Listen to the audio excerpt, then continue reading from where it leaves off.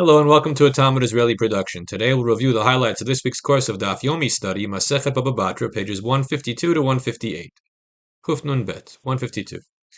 Yilamdenu Rabbeinu, teach us, O Rabbi. Shchiv Meira, regarding a deathly ill person, Shekatav kol nechasav la'acherim, who wrote over all of his assets to others, V'kanu miyado, and a kinyan was performed to seal the deal of this transaction. Mahu, what is the law? The law concerning retraction by the person who signed over his assets in the event that he lives. He was expecting to die, but he actually lived. Shalach lehu einach kinyan klum. So Shmuel ruled that after a kinyan, proper method of acquisition was performed, then there is nothing more that can be done. The gift is irrevocable, and this person who was sick and recovered is out of his assets. Kuf Nun Gimel, 153. Lo katav shchiv meira. Let's say a document, which was a gift document, did not mention that the giver was horribly ill. And so we now don't know for sure whether this was a sickbed gift or a healthy person's gift, with all the legal implications that follow. Hu omer shchiv meira hayiti, and I'm in bari hayita. He says, I was horribly ill, and I recovered, so I can retract my gift. Whereas the recipient said, no, you were perfectly healthy, which was a normal gift, and you cannot retract it. It's necessary for the giver, to prove that he was in fact horribly ill, in order for him to be able to revoke the words of the gift document. Whereas the sages say, the person who's trying to extract from others must bring the proof. And since the would-be recipients don't have the stuff yet, they're trying to get the assets from the giver, they have to bring a proof that the giver was in fact healthy back when the document was executed. Kuf Nun Daled, 154. Mode b'shtar sheketavo. What happens if a person admits that they were the author of a document that binds them to some financial obligation?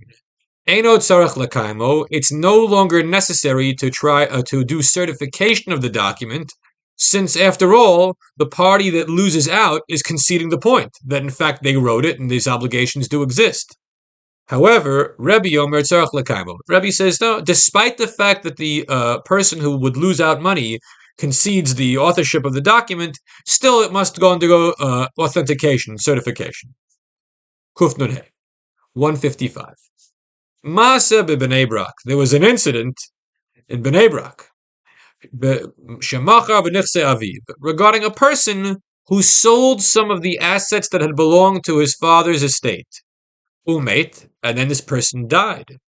Ubao b'nei mishpacha, but the members of the family who were not happy about the sale of these various assets and wanted to undo those sales, iraru, they complained, lomar katan habashat mita, to say that this person who did the sale was actually a minor. It was below bar mitzvah when they died. Ubao v'shalat Rabbi Akiva, so they asked Rabbi Akiva, what can we do here? If we can prove that he was a minor, then these various sales of assets can be undone on the grounds that they were illegitimate, since a minor can't engage in such commerce. So how do we prove that the man was actually not a man, but really a boy? Mahulabadko, can we exhume the corpse to see how old the guy was? Amalahem, the response was, Yatem Rashem Lanavlo. You're not allowed to disgrace the corpse by exhuming it from the grave. V'od, and moreover, aside from whatever moral considerations of disgracing a human body, it wouldn't be effective, even moral considerations aside. Because signs of physical maturation, which is what we'd be looking for, are likely to change after death. The decomposition of the body means you're not going to see the same thing that you would have seen the moment before he died. And so any effort to prove that whether he's a katan, a minor, or a gadol, an adult, would be pointless. Kuf Nun Vav, 156. Rabbi Eliezer Omer, b'Shabbat devarav kayamin, b'shen yachol lekatov v'lo b'chol. When we say that a sickly person is able to affect a transaction or legally significant remarks about the disposition of assets without anything being written down, just word alone, That's true on Shabbat because you can't write it down, since writing is forbidden on the Sabbath. Avalo b'chol, but if it's a weekday, then words alone will be insufficient.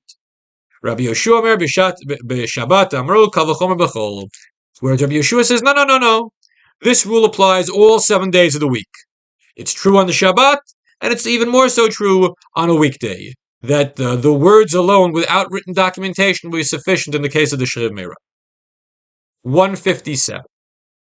Mitzvah yatomim lifroach chavat avihem. There is an affirmative obligation for the orphans to pay the debts that were owed by their father. Now, it's important to understand that this obligation is not really an obligation in the usual sense of the word. Mitzvah here means it's religiously appropriate. We would look favorably upon the orphans, on those who are left behind, to pay back the debts owed by their father, and that if they do so, they have found favor in the eyes of the sages and in the eyes of the Ribono Shel Olam. But the level of out-and-out black-letter law obligation is not the same. 158. Nafal habayit alav velishto. What happens if, God forbid, a house falls down on a husband and wife and kills them?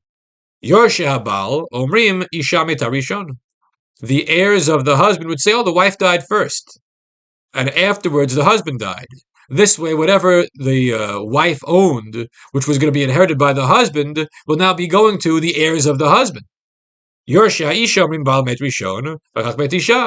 heirs of the woman would say, no, the husband died first, and whatever was supposed to become the way of the woman, courtesy of the husband's estate, now is owned by her. She lived a couple extra seconds or minutes, and now we get all the stuff that was going to go to her.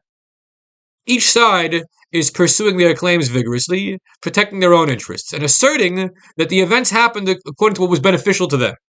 We don't really know the truth.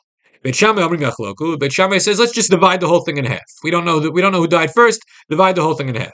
Whereas Beit Hillel says, no, things have to be left where they are. The chazakah, that we don't assume anything. We don't divide in half. The assets stay where they would have otherwise gone. Everyone have a great week.